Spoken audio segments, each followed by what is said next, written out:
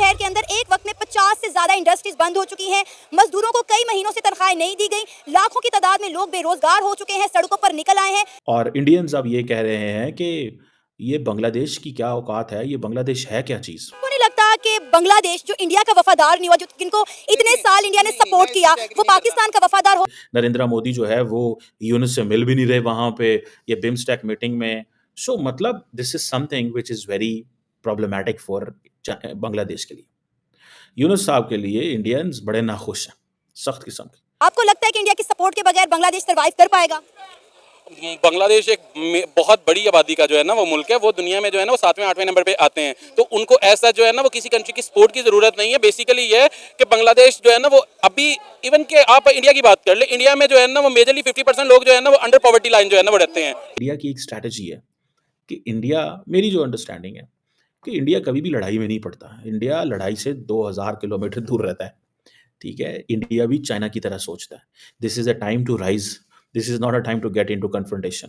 जिस तरह अभी मैं विक्रम मिश्री साहब जो इंडिया के फॉरेन सेक्रेटरी उनको सुन रहा था, तो वो क्या बात कर रहे थे, वो यही बात कर रहे थे कि we have a desire and wish to rebuild our relations with China. दोनों ममालिक को अगर निकलना है तो इनके हमसाया ममालिक जिसमें चीन, रशिया या दूसरे ममालिक हैं, वो अगर सपोर्ट करें तो ही निकल सकते हैं। नमस्कार, आप सभी का स्वागत है हमारी एक और नई रिएक्शन वीडियो में। दोस्तों, आज की इस वीडियो में हम देखने वाले हैं कि पाकिस्तान की मीडिया के अंदर चर्चा की जा रही है कि बांग्लादेश जो एक टाइम पर इंडिया को काफ़ी ज़्यादा आंखें दिखा रहा था, अब उसके जो तेवर है ना वो धीरे धीरे नरम पड़ रहे हैं, क्योंकि बांग्लादेश के अंदर महंगाई बहुत ज़्यादा हो चुकी है, बिजनेस बिल्कुल ठप हो चुका है, इन्वेस्टमेंट नहीं हो रही है। तो अब पाकिस्तान के अंदर ये चर्चा की जा रही है कि बांग्लादेश को आखिरकार भारत के सामने झुकना ही पड़ेगा। तो पाकिस्तानी जो पब्लिक है उसका रिएक्शन किस प्रकार से निकल कर आ रहा है वो हम इस वीडियो में देखने वाले हैं। तो वीडियो पूरी देखना, लाइक करना, शेयर करना।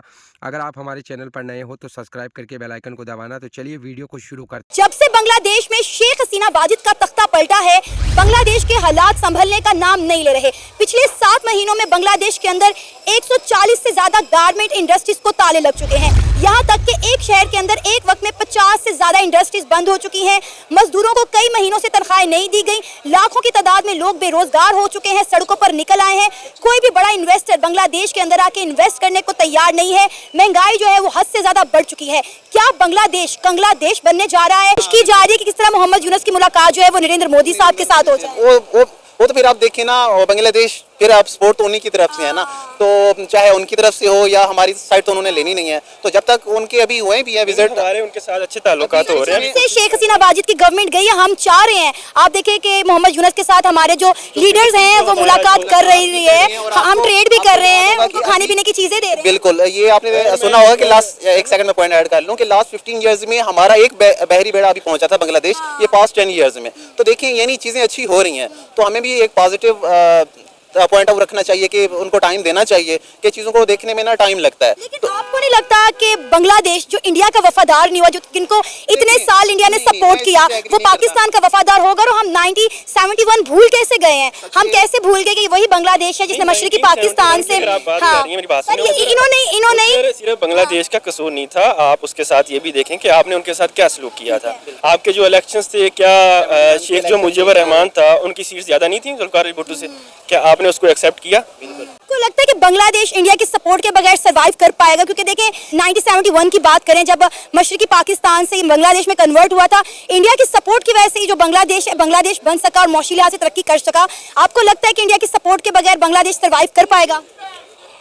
बांग्लादेश एक बहुत बड़ी आबादी का जो है ना वो मुल्क है, वो दुनिया में जो है ना वो 7वें 8वें नंबर पे आते हैं। तो उनको ऐसा जो है ना वो किसी कंट्री की सपोर्ट की ज़रूरत नहीं है। बेसिकली ये है कि बांग्लादेश जो है ना वो अभी इवन के आप इंडिया की बात कर ले, इंडिया में जो है ना वो मेजरली 50% लोग जो है ना वो अंडर पॉवर्टी लाइन जो है ना वो रहते हैं, ठीक है। वो बेसिकली जो है ना वो इतने हैंड टू माउथ है कि वो अपने आप को फीड नहीं कर पाते हैं, ठीक है। लेकिन बांग्लादेश जो है ना उसमें पॉवर्टी जो है ना वो एज कम्पेयर टू कम है। इवन के अभी हम जो बात करें ना, ये अराउंड 1.5 ईयर पहले जो है ना वो कहे बांग्लादेश को एशियन टाइगर्स कहा जाता था। सबसे ज्यादा जो है ना वो जीडीपी जो अच्छी थी ना वो बांग्लादेश की थी। इवन के बांग्लादेश और चाइना का जो है ना वो कंपैरिजन किया जाता था कि जीडीपी की रेस में जो है ना वो पाकिस्तान, इंडिया तो खैर पहले ही पाकिस्तान का तो नाम ही नहीं ना आता था, लेकिन इंडिया का फिर भी जो है ना वो 5-6 पे जो है ना वो आता था। लेकिन बांग्लादेश जो है ना वो 7 पॉइंट समथिंग पे जो है ना वो रन कर रहा था।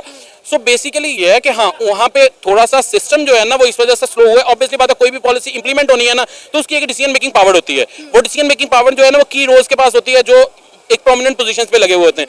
जब वो ऑफिस खाली हो जाते हैं, उसकी जगह पे कोई और ऑफिस जो है ना वो आता है, तो फिर वो थोड़ा सा जो है ना वो आप देखें कि बांग्लादेश ने इंटरनेशनल मार्केट जो है वो गेन की हुई थी। अब इंटरनेशनल इन्वेस्टर जो है वो बांग्लादेश के अंदर इन्वेस्ट करने से कतरा रहा है। जिस तरह पाकिस्तान में इन्वेस्टर नहीं आ रहा क्योंकि इन्वेस्टर को पाकिस्तान में ट्रस्ट इश्यूज हैं, उसी तरह इन्वेस्टर जो है वो बांग्लादेश में जाने की बजाय इंडिया और डिफरेंट ममालिक का रुख कर रहा है। बेसिकली ये है कि सबसे ज्यादा मेहनती लोग जो कहा जाता था ना, वो बेसिकली बांग्लादेशियों को बहुत ज्यादा मेहनती जो है ना, कहते हैं कि चाइनीज और बांग्लादेशी जो है ना उनका डीएनए में जो है ना वो मेहनत है। तो कुछ बांग्लादेश में हुआ, जैसे हुकूमत का तख्ता उलट दिया गया, उसके बाद क्राइसिस तो उनका 100% बढ़ गया ना।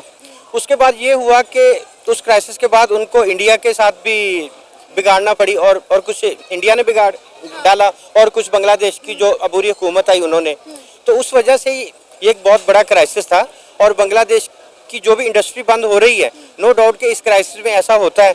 अब हम बांग्लादेश की बात करें, पाकिस्तान में तो ऐसे क्राइसिस नहीं है, सिर्फ एक रिजीम चेंज हुआ था, आज तक उसके क्राइसिस हम देख रहे हैं। और पाकिस्तान की तो मतलब आप तो 140-150 उनकी इंडस्ट्री कह रहे हैं, तो पाकिस्तान की 90% इंडस्ट्री बंद पड़ी है। तो ये ग्लोबलाइज क्राइसिस जरूर हैं, लेकिन बांग्लादेश में ये जो क्राइसिस आए हैं इससे पहले नहीं थे, ये हुकूमत उलटने से, चेंज करने से हुआ। अब इसी चीज़ के ऊपर अबूरी हुकूमत जो इस वक्त है वो उसके ऊपर काबू पाने में इतनी कामयाब नज़र नहीं आ रही। सर, सारा मलबा मोहम्मद यूनुस पे डाला जा रहा है कि मोहम्मद यूनुस ने बांग्लादेश का बेड़ा गर्क कर दिया, उनकी पॉलिसीज जो हैं वो बांग्लादेश के हक में बिल्कुल भी काबिल कबूल नहीं है, बेहतरीन नहीं है। नहीं, ये कहा जा रहा है, देख के मोहम्मद यूनुस ने जो पॉलिसीज, जो चीज़ें लेके आया वो अपने बांग्लादेश के लिए, मुल्क के लिए लेके आया ना, तभी इतना बड़ा रेवोल्यूशन और इतनी बड़ी तब्दीली आई। अब सवाल ये पैदा होता है कि वो उसको हैंडल कर पाएंगे कि नहीं।